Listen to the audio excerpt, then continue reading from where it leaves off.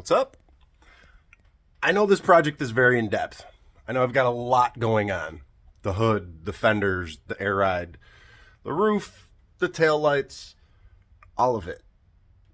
The bumper. I know it's a lot going on. But the one thing that I'm super excited to do, cut that hole in the roof. Super excited to get going on that. I'm not going to do it without 500 subscriptions. I know a lot of you are getting pretty annoyed that I keep talking about it and not doing it, but you can see I'm working on it.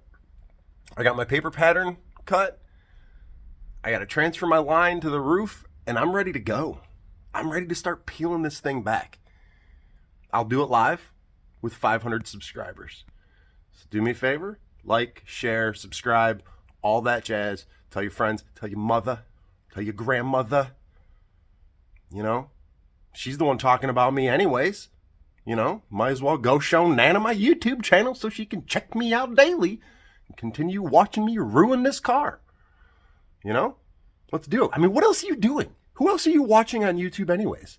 You know, tag them in the comments too. Tell them to tune in and subscribe. They're not doing anything anyways. They're just making content based off shit I'm doing. So let's go.